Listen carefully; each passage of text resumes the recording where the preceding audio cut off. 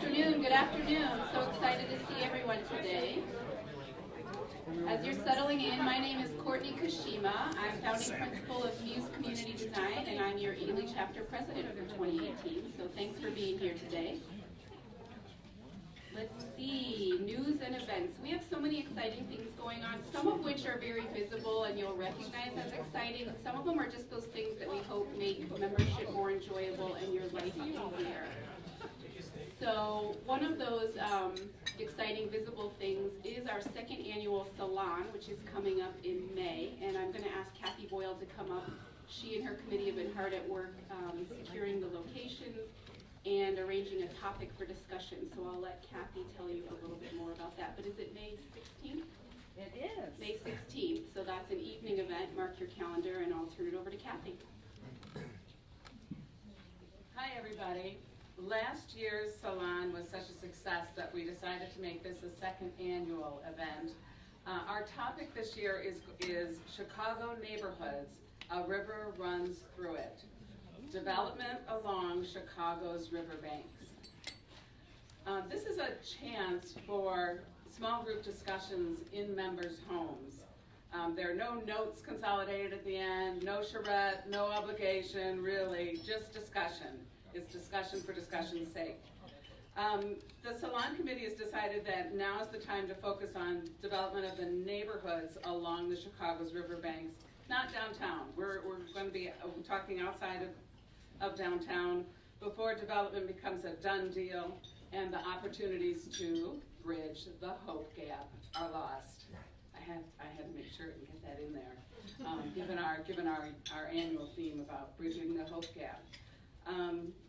So just so that we're aware, Chicago's river system runs over 100 miles. Chicago's neighborhoods grew up around its parks. Perhaps it's time for us to shift a little and consider the growth of Chicago's neighborhoods around the waterways. Regarding the salon, we have a catered dinner ordered in advance. We have 7 hosts scattered throughout the city. Wednesday, May 16th from 5:30 to 8:30 p.m. If you want something extra tangy, BYOB. And we'll have about 8 or so participants at each house. There'll be some attention to geography for assignments, but we're really intending to randomly allocate participants among the hosts. So we're going to have resource materials for participants to skim through before the salon, and the host will also have discussion suggestions, so that I know everybody is happy to see each other and meet each other, but we'll try to keep a little bit on track and focus on the various river systems in the Chicago area.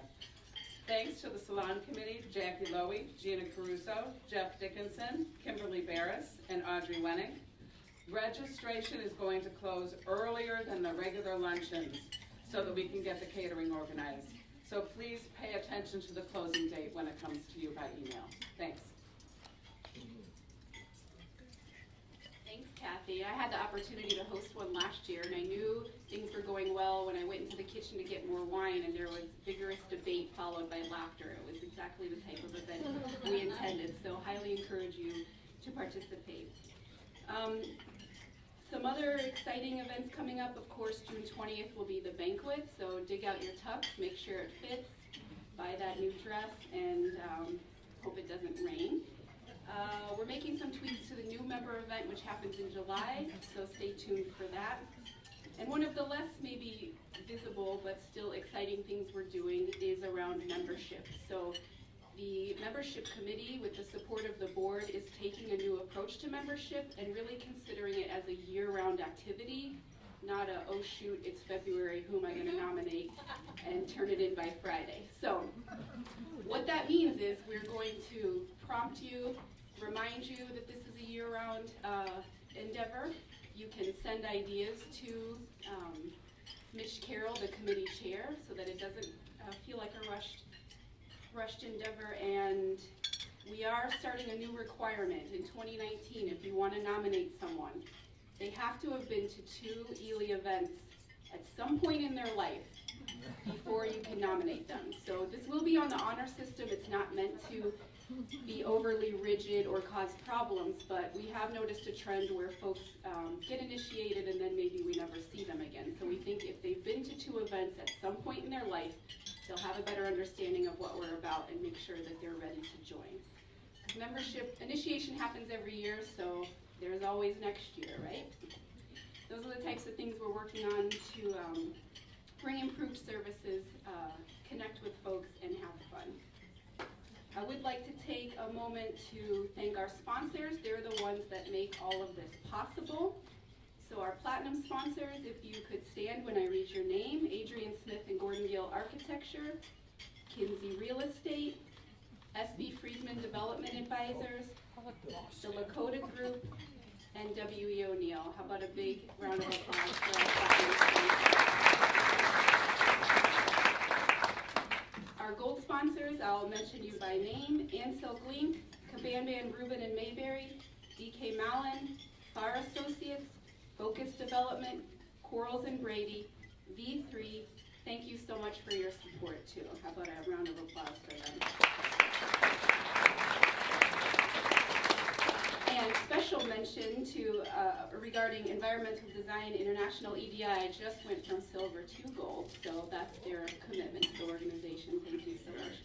Many silver sponsors, of which I am one.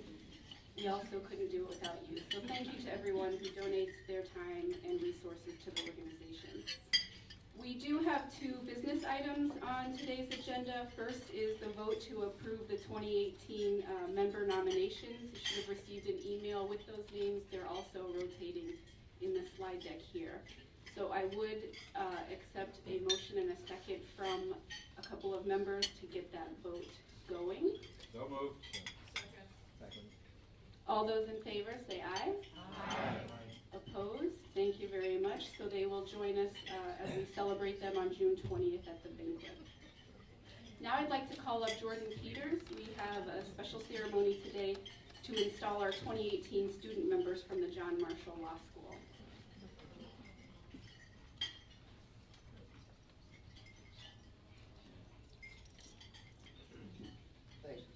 Thanks, Courtney, and good afternoon, everyone. Some of you know this, but perhaps there are a few who don't. For many years, our chapter has sponsored a student chapter at John Marshall Law School. It's centered in the Center for Real Estate Law at John Marshall. I have had the privilege for many years of serving in the adjunct faculty of that center, and so it's my pleasure to preside over the initiation today of a few of our student members, new student members, who are here today as my guests. And there were a few that we were going to initiate that couldn't make it, but what I'm going to do is read all the names. I'll do it quickly. I know we have a lot on the program today. And we'll ask the ones who are here to come up. I have a very brief version of the oath that we all took when we became members of the Ely Chapter. And then we do have pins and certificates for the student members. So if you'll just bear with me for a moment to get out the list, we will acknowledge the student members, and I'll invite them up. So I'm going to read the names. The first one is Aaron Babachoni, and Aaron unfortunately couldn't join us today. But Sam Goldberg, who is here, Sam, and Young June Hong, who is here, Allison Martinez, who is here, and Lolitha McKinney. Lolitha, are you here? I guess not. But Lolitha McKinney and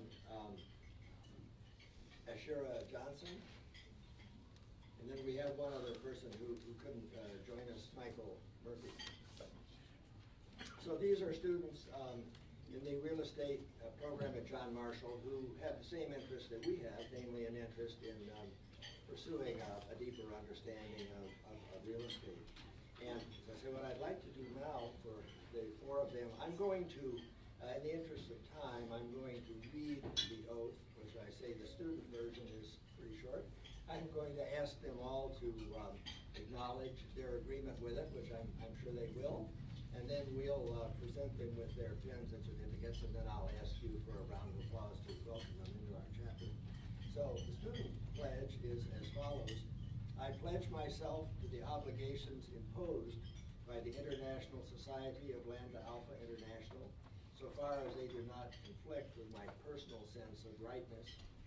I further pledge that I will strive to exemplify the ideals of Lambda Alpha and to support the well-being of our chapter. So if you agree with that, please say I do. I do. Great, wonderful. Well, welcome to our chapter, and perhaps I can ask all of you to join me in welcoming.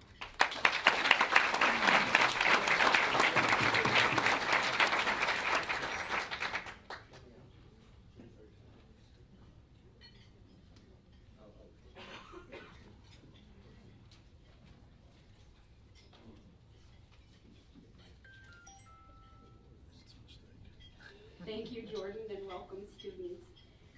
Now, as is our custom, we'll go around with table introductions, and I'll start with introducing my two guests today, Romina Castillo with Muse Community Design, and Kanu Iau Kumare, independent consultant looking for new opportunities. So Melissa or Brad, if you want to get us, oh, you got applause. Those opportunities are just coming already. Get us started in the back. Thanks so much.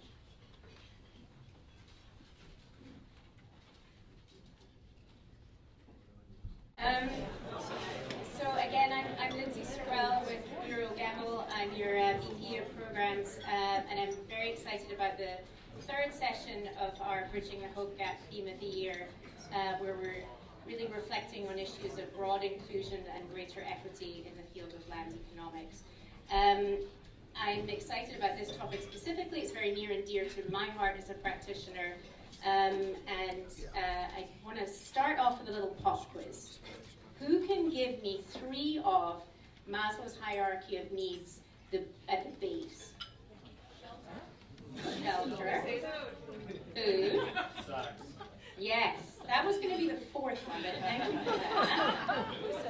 So food, water, and shelter are the first three listed. So we can, discuss and finesse wallpaper or tax increment financing till we're blue in the face, but if we haven't met those basic needs, we're kind of up a certain stream. So today's topic, we're going to be listening to some fabulous panelists and led by a marvelous moderator who center their practice on sustainability and protecting nature. I'd like to introduce Daniela Pereira, who is the Vice President of Community Conservation at Open Lands. Open Lands is one of the oldest metropolitan conservation organizations in the United States, and they protect natural and open spaces in northeastern Illinois to ensure cleaner air and water and protect natural habitats and wildlife. And so I'm going to keep my comments very brief since we really have a lot to dive into today. So thank you.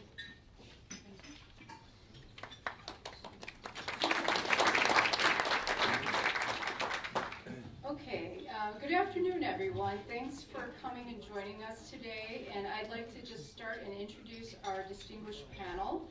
I have the pleasure of introducing my boss, Jerry Edelman. He's celebrating his 30th anniversary this year as president and CEO of Open Lands.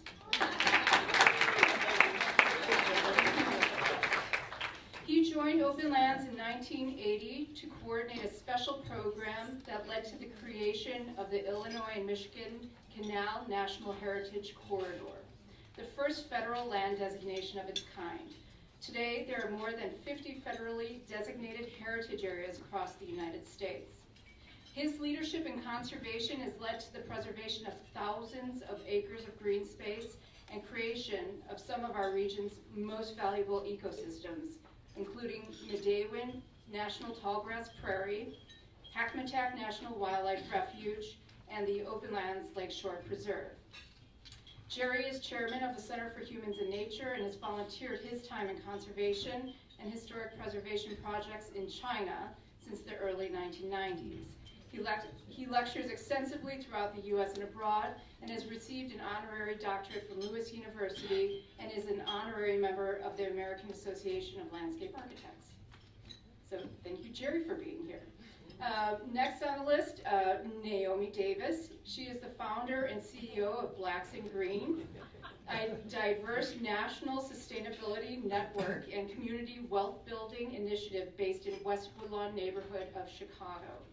She's an urban theorist, attorney, author, activist, and proud granddaughter of Mississippi sharecroppers. Naomi serves as a bridge and catalyst among communities and their stakeholders in the design and development of green, self-sustaining, mixed-income, walkable villages within Black neighborhoods.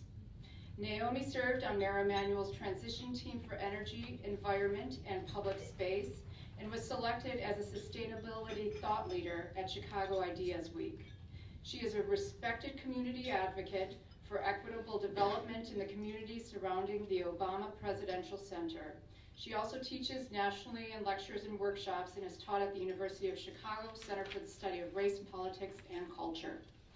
And last but not least, Doug Farr is founding principal and president of Farr Associates, the 2012 American Institute of Architects Chicago Firm of the Year. The firm is a national leader in designing sustainable neighborhoods and buildings, having designed and certified 8 LEED Platinum buildings, 2 of which also achieved net zero energy, and 4 LEED ND developments. Doug became an AIA Fellow in 2014. He was the founding chair of USGBC's LEED Neighborhood Development Core Committee and currently serves on the boards of Elevate Energy, Illinois Green, and Eco Districts. His first book, Sustainable Urbanism, Urban Design with Nature, came out in 2008, and his new book, Sustainable Nation, Urban Design Patterns for the Future, just came out. Get your own copy now. So, to get right into it, today's theme is nature as infrastructure, interventions to preserve and enhance the quality of life. Nature, and more broadly, sustainability, is considered an urban planning tool. Increasingly, professionals are accepting nature as infrastructure's critical role in underpinning economic prosperity, health, and well-being.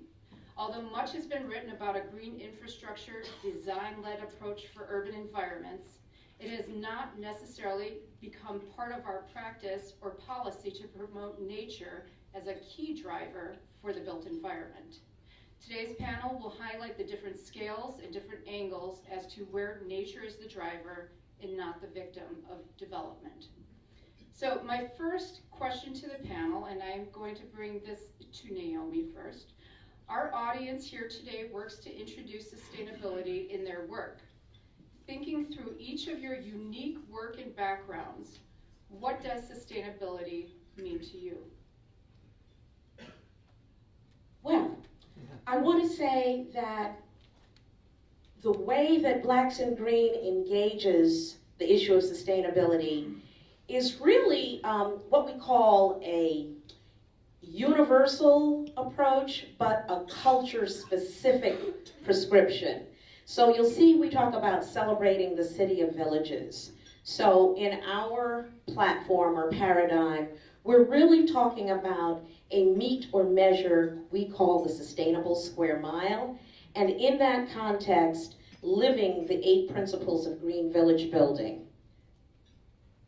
In this slide, you're going to see how taking place and analyzing place from a market as well as a community control development or ownership perspective, you can see with the red squares there, in the 3 years between 2013 and 2016, how many land transactions have occurred in our walkable village of West Woodlawn. So the point there is that we're grappling with, how do you belong in a place? How do you become part of the human architecture of the eco-architecture? And that's a bird's eye view of our walkable village.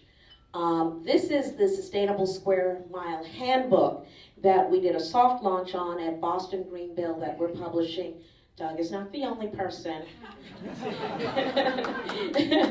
putting out a book where we talk about how to actually implement the 8 principles of green village building.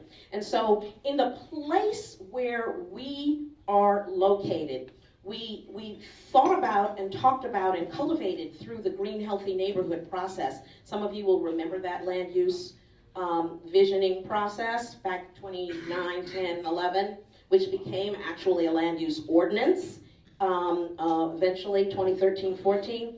We talked about what were the natural assets of the place, and in our instance, and we're beginning to think it's a great place to start in any instance is with the green infrastructure and how that will drive an economy. So for example, these are the kinds of businesses that all fall from, revolve around, and are relevant to a food system economy, an eco-economy where people are growing their own food. The questions we ask in our process is, how many households can we feed? How many neighbors can we train and engage? How many businesses and jobs can we create? And how many gallons of stormwater can we divert? And of course, in the priority and the nature of things, God comes first. And so we were so delighted and tickled with ourselves when we recognized that what we were doing was garden-oriented development. And so what you will find when you come and visit us is that our approach to making place revolves around how we can create land stewards, where people live, jobs, careers, enterprises, revolving around what I came to know as, again, the proud granddaughter of Mississippi sharecroppers, where this kind of composition of land is reinvented here in the age of climate crisis. So this is one way that Blacks in Green is reinventing the green infrastructure, urban homestead lifestyle. We're committed to not only increasing the rate at which neighbor-owned businesses are created and sustained, and not just building the capacity of neighbors to own, develop, and manage the property in their neighborhoods, but also advancing the conservation lifestyle. So this is one way that we see, as we've planted a fruit and nut orchard down the street from our headquarters, how we're going to build, design build the community. And this is as we are sharing with our neighbors how to experience healing, how to experience ourselves as part of the world of nature. We are creating West Woodlawn as America's first African-American community certified arboretum. And we've been doing tree walks. And of course, you may know about the vast service of trees, and shout out to Open Lands, Jerry and Daniela, for really helping us baptize our neighbors in 2016 when we first began our tree work. So throughout our planning, we're looking for how to create destinations and enclaves here. I know Related Midwest is here in the house. This is a plan that we cultivated with Don Bernanke to celebrate Historic Parkway Gardens, conversion that we're still working on. Again, neighbors coming together. And I'm just going to flip through, at this point, a bunch of pictures so you can see what it looks like when you're transforming, when you're working with blight, and when you're committed to beauty, and when you understand the health benefits, the economic benefits, the ways that neighborhoods get knitted. Of course, at West Woodlawn, we're Chicago's first African-American middle-class neighborhood, so we're drawing on those natural assets of place to build tourism. We're building it from the kids up.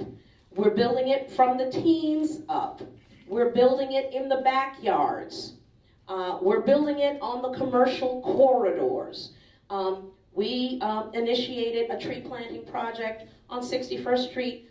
No one asked us to, and we did it on our own dime in partnership with the beloved Department of Forestry, Chicago Department of Forestry.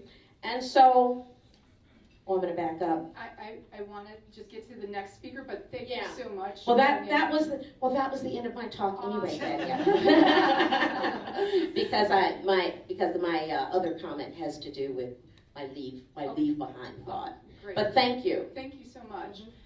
Next, Jerry, I'm going to ask you the same question. What does sustainability mean to you in your work? Well, good afternoon. It's great to be here. And so many of you are collectively the people who shape our landscape in powerful ways. And I guess I'd like to address maybe the regional scale, since Open Lands, works at all different scales, this kind of web of green, from small community gardens, tree planting efforts in the city, greening of school campuses, but all the way out to, as was mentioned, Medewan, Tallgrass Prairie, 20,000 acres, or the new first National Wildlife Refuge for our region, Hackmatack. And we work with partners, and of course Naomi and Blacks and Green is one of our trusted and valued partners in the city here. That's how we get our work done. But we care about quality of life. We were formed by the Welfare Council of Metropolitan Chicago back in 1963. So we feel that nature is vital to all people, but it should be close to where they live.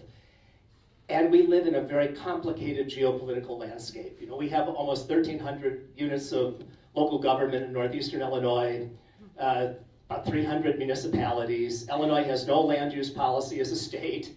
Thank God we have CMAP, and I know there are representatives here who are doing the update of the plan on 2050. It doesn't have teeth, but it's a powerful tool, and certainly where transportation investments go impact land use. But we also have some of the greatest biodiversity of any metropolitan region in the country. In spite of the fragmentation, I call it the tyranny of the grid also. I mean, part of the northeastern the Northwest Ordinance is that everything was divided up in a grid. It doesn't respect biodiversity, watersheds, habitat, other natural resources.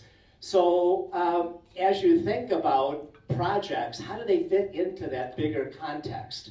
There's something called Chicago Wilderness, of which we were a founding member, but that developed a green infrastructure vision and kind of looks at this mosaic and how the pieces fit into a larger whole. I think today, more than ever, because of climate, I mean, it's been estimated that almost 40% of cost-effective CO2 mitigation can be achieved through nature-based solutions. We focus a lot on energy, technology, transportation, as we should, relative to climate, but let's not forget the green piece of that, which is really critical. And that's where a regional vision and context is so critical, and where people can see how their project fits within that broader framework, and how the work that whatever you are doing, or local governments, or county government, needs to understand the impact beyond boundaries. A big piece of, I think, an opportunity in our region is the urban forest, and of course we're very committed to that. Daniela has been providing such wonderful leadership for our Tree Keeper program, over 25 years old, over 2,000 volunteers working in the city from all walks of life. But we also work at the big scale in terms of the 7 counties with Morton Arboretum.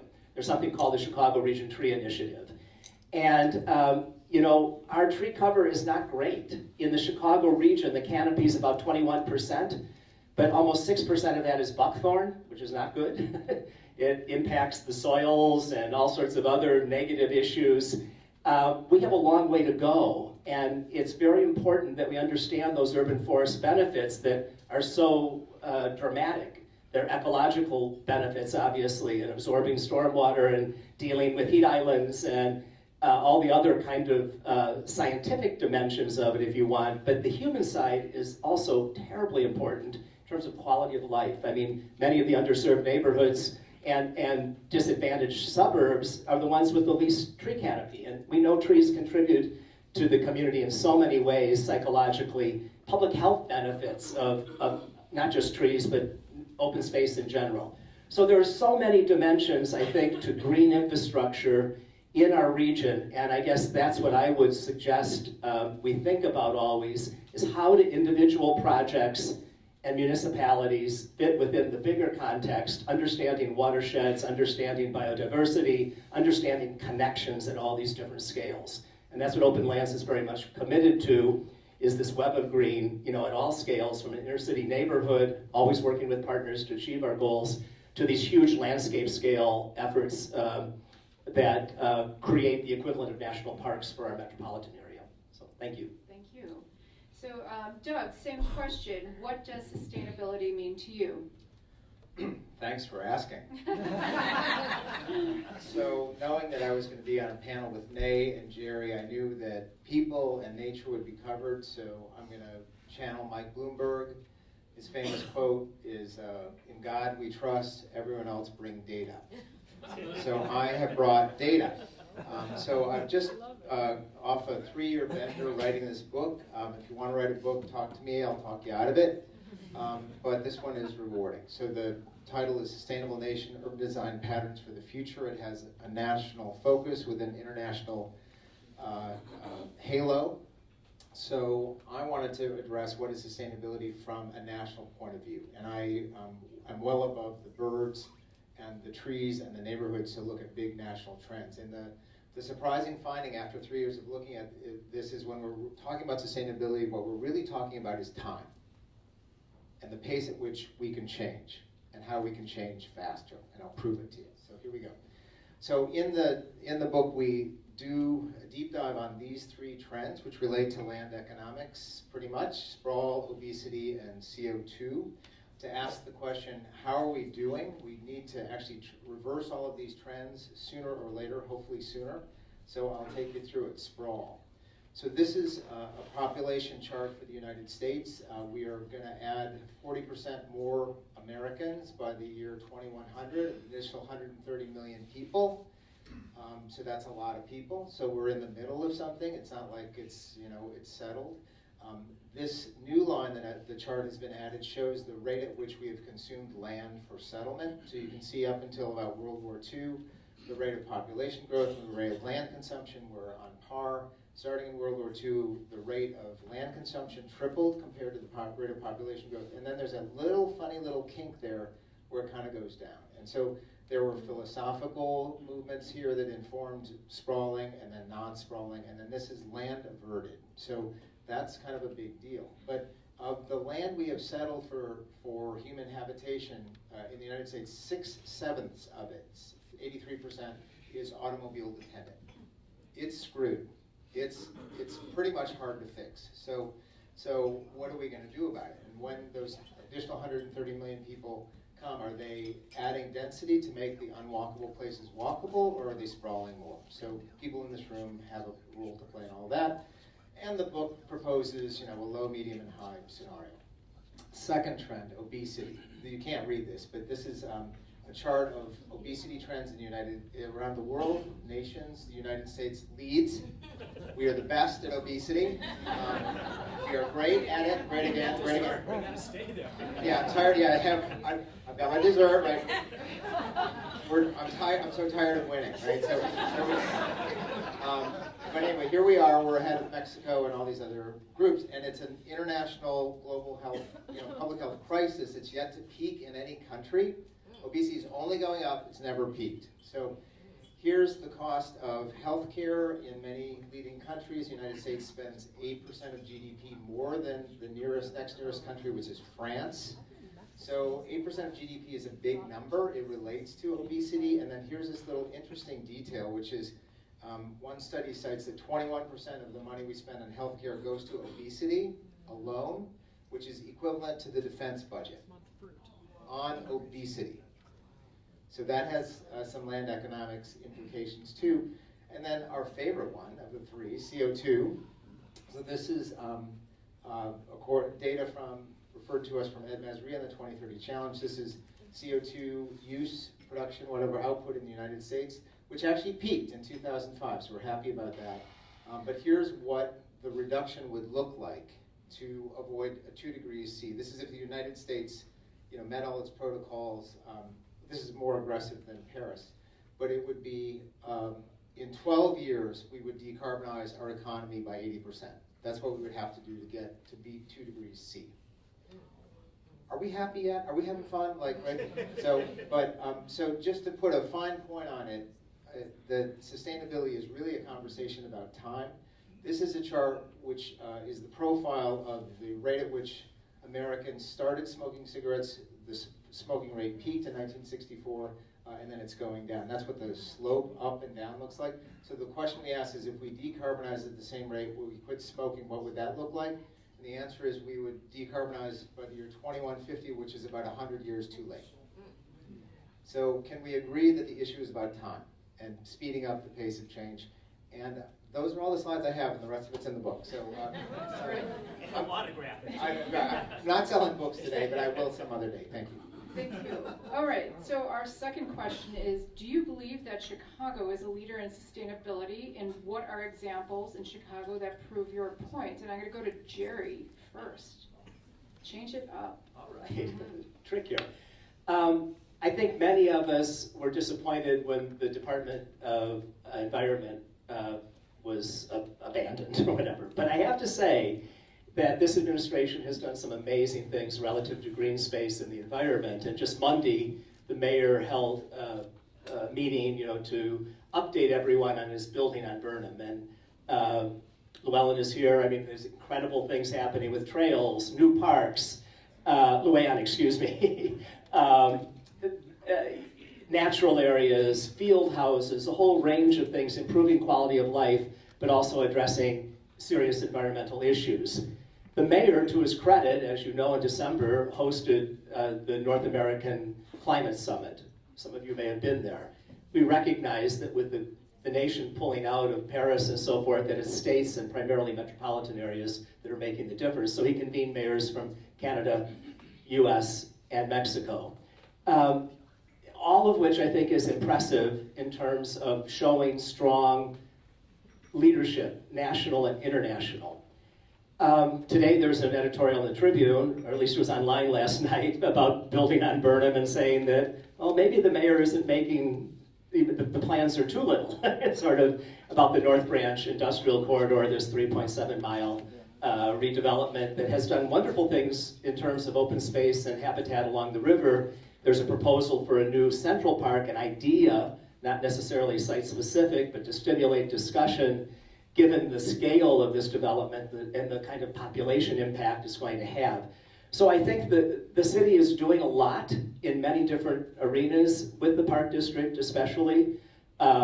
Certainly climate is front and center, and they know that to compete internationally, to attract, the kinds of big international headquarters they want, that quality of life issues are critical, and that also encompasses in many ways our natural areas, our recreational resources, our lakefront, and our river. And of course, this renewed focus on the river is very exciting. So I would give this administration good marks, but I think there's still lack of capacity and comprehensive leadership because of the loss of the department. Yeah. Thanks. Doug, do you want to go next? Sure. So my focus is really in this question about, is Chicago a leader or not? It was certainly under Mayor Daley a great leader, and evidence of it is being the world leader in LEED buildings, which was a kind of transformational moment for the building sector. Right now, I think the greatest thing the city is doing is also the worst thing the city is doing, which is meeting I think it's the 2022 carbon targets for the Paris Climate Accords. Why is it the greatest thing? We're meeting them, and Ram did convene the mayors in December, and the three of us were all there, and that was pretty amazing. And when the federal government wanted to take the data off the EPA website and trash all the climate data, he loaded it onto our server, so I'm really proud of that. Like, I got his back the rest of his life for that one. But on the other hand, and this is not unique to Chicago, the fact that you're focusing on 2022 and you haven't given a thought to 2023 is a problem, because the low-hanging fruit, this 2022 target you can do by swapping out light bulbs and stuff like that. The rest of it is nothing like that. It is a complete, rethinking of how we design buildings. So great and terrible equal. All right, Naomi. Yeah, what do you think? Well, I'll tell you. The idea that Blacks and Green has spent a good amount of time looking at models across the country for what's happening in Black communities.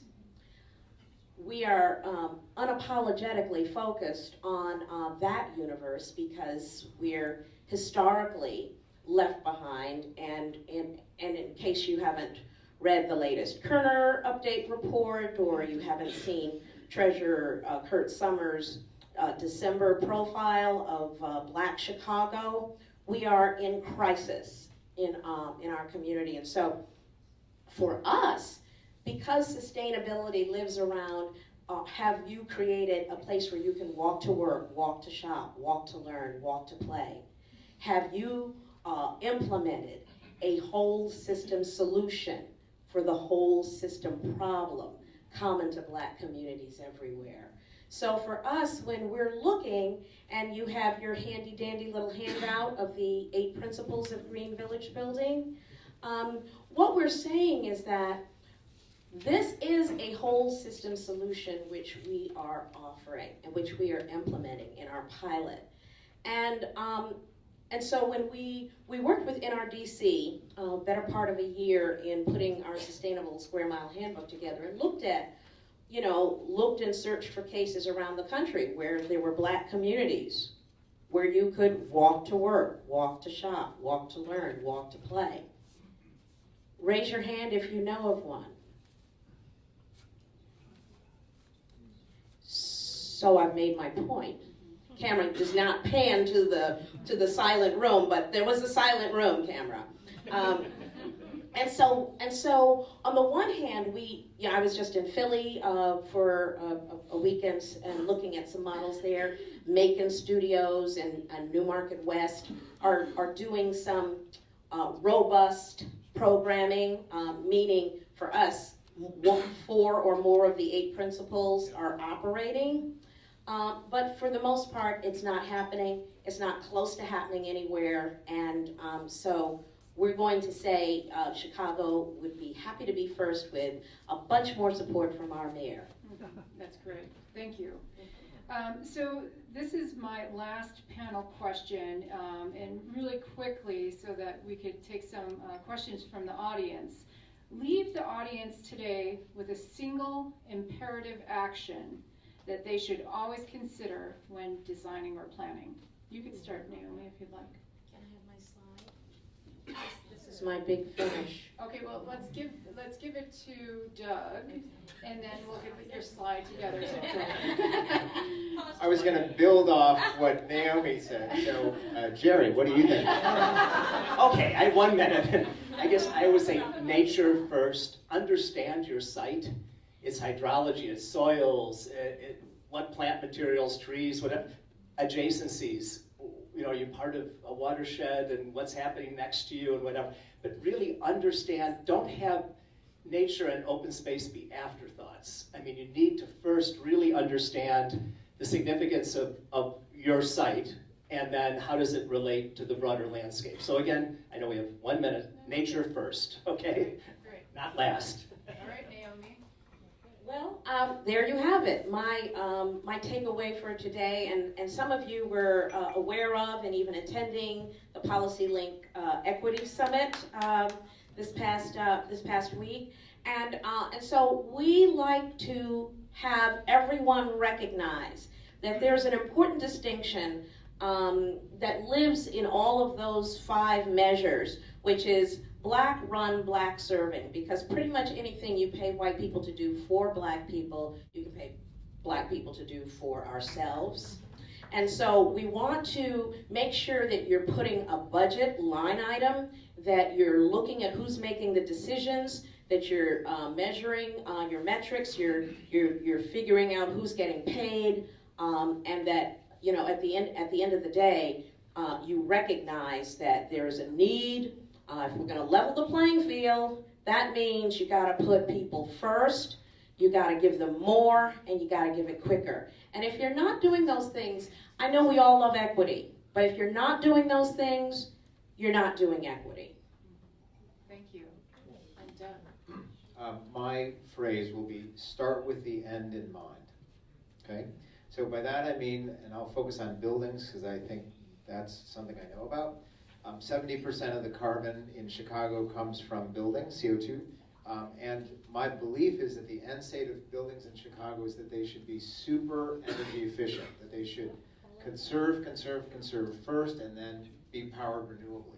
And those of you who are developers or builders or architects often hit against that wall of diminishing returns. Oh, we can't do much better because diminishing returns. There's a 3-year payback, a 5-year payback. And I would just ask that the teams that are out there endure a little bit of brain damage and stretch to get the 5, and 7, and 8, and 10-year paybacks. Because I believe every building we're renovating in 2018, we're going to do 2 more times. We're going to have to renovate it 2 more times to get it up to the level it needs to be in the future. So if you can get rid of one of those re-renovations or both of them altogether, that's money in your pocket. So, cost benefit compared to what? I'm comparing it to the end in mind, which is a super insulated building. Start with the end in mind and think about time. That's great. So do we have a couple questions from the audience?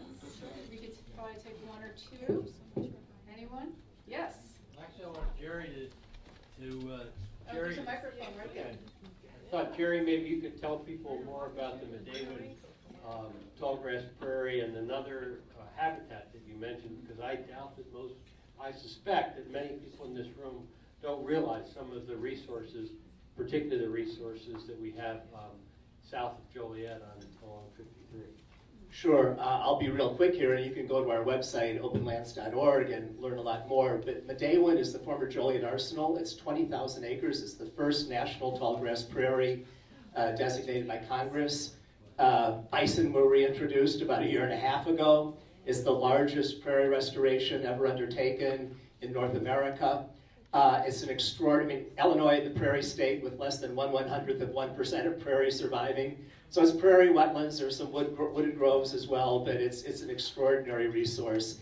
And it's part of a much larger complex, Kankakee State Park, Goose Lake Prairie, which Open Lands was involved in saving, the largest remnant of the tallgrass prairie, virgin prairie east of the Mississippi, etc. So lots of interesting things there. The I&M Canal National Heritage Corridor runs through trail opportunities as well. But go on our website, learn more, and contact us, and we're happy to direct you to some wonderful places. Thank you. One follow-up comment. It's also accessible. It's accessible to 75% of the region's population in under 45 minutes as a result of the completion of I-355 down to I-80. We got a great advocate here. You're hired. Anyone else? The last wrap-up question. It's burning in your head. Don't be shy. Okay. Well, yes. Woo.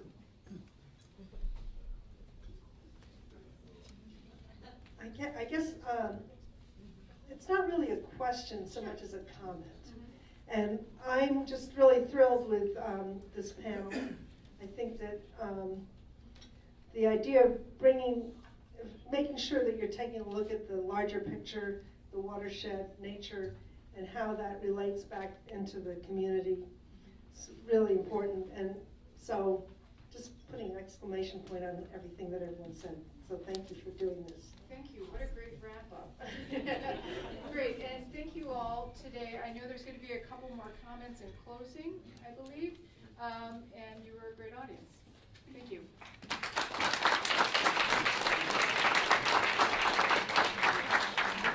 Thank you, everyone. We'll give our speakers their speaker gifts. Mark your calendar for May 20th. We won't have a luncheon next month, and the salon is sure to sell out, so register early. May 16th. What did I say? 16th. Okay. May 16th is the salon. June 20th is the banquet. It's the third Wednesday, which I think was a custom. Donna, you made sure and forced, which is fantastic. I know I just put the third Wednesday in my calendar and know that it's Lambda Alpha Day. So thanks, everyone.